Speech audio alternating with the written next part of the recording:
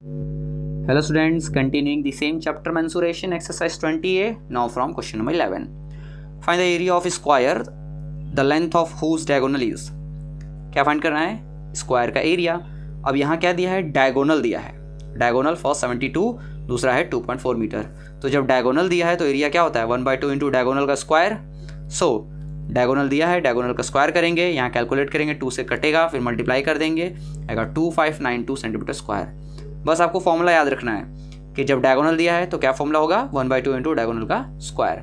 ऐसे ही जब second solve करेंगे तो हमारे पास मिलेगा 1/2 इंटू 2.4 का स्क्वायर, मतलब 1.2 इंटू 2.4 इंटू 2.4, 2 टाइम हो जाएगा. कटेंगे, कैलकुलेट करेंगे तो हमारे पास आएगा 2.18 metre square as the area of the square. Now moving on next question number 12. The area of a square. Area of square is given. Find the length of is side, diagonal. Area दिया हुआ है, diagonal निकालना है भाई. Simple है, area दिया हुआ है, ठीक है भाई, हमारे पास एरिया है. एरिया क्या होता है? साइड इंटू साइड होता है, ठीक है. और जब डायगोनल दिया है तो क्या होता है? 1/2 इंटू डायगोनल का स्क्वायर होता है. तो हम क्या करेंगे? दोनों को इक्वेट कर देंगे कि area of square is equal to 1/2 into diagonal का स्क्वायर. नाउ 2 उधर जाएगा, ठीक है, यहाँ मल्टीप्लाई उधर जाकर डिवाइड हो जाएगा, ठीक. डिवाइड होते ही ये हमारे पास मिलेगा 32400 metre square equal to diagonal का स्क्वायर. अब ये स्क्वायर उधर भेजेंगे तो अंडर रूट हो जाएगा. अब अंडर रूट हो जाएगा तो फैक्टर कर लेंगे भाई, अलग अलग तोड़ देंगे, फैक्टर निकालेंगे. तो 2 into 2 into 2 into 2, 3 into 3, 3 into 3, 5 into 5. तो 2 में से 1 निकलता है. याद है कि पेयर में से 1 आएगा, क्योंकि स्क्वायर है ना, स्क्वायर रूट में हमेशा 2 है, तो पेयर में से 1 निकल जाएगा. तो हमारे पास आएगा 180 metre as the diagonal. So the length of the diagonal is 180 metre. Now moving on next. Now question number 13. The area of the square field is 1/2 hectare.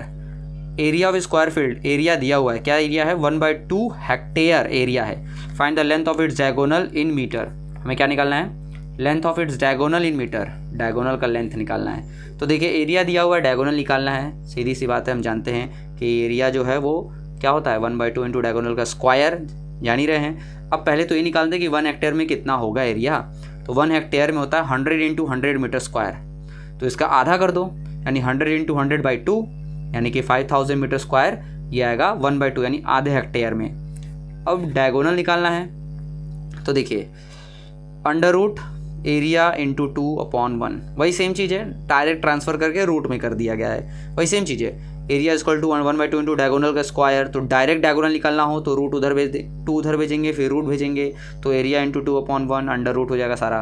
तो बस फॉर्मूला वही है, एरिया की जगह एरिया, 2 की जगह 2, बाकी अंडर रूट में कर देंगे, फिर इसको तोड़ देंगे, फैक्टर करेंगे, तो हमारा आएगा 25 इंटू 25, 2 इंटू 2, 2 इंटू 2.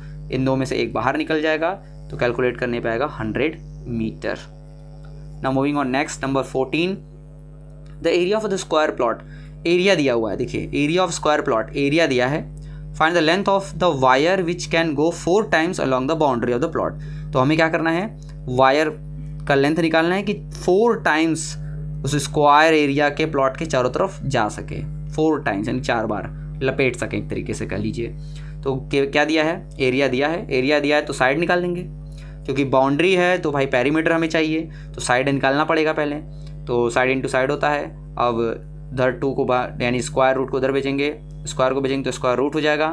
कैलकुलेट करेंगे, यानी कि इसका फैक्टर करेंगे तो 2 इंटू 2, 3 इंटू 3, 13 इंटू 13. तो इसमें से 1 ये जाएगा 2, इसमें से 1 आएगा 3, इसमें से 1 निकलेगा 13, मल्टीप्लाई करेंगे आएगा 78 मीटर. साइड निकल गया.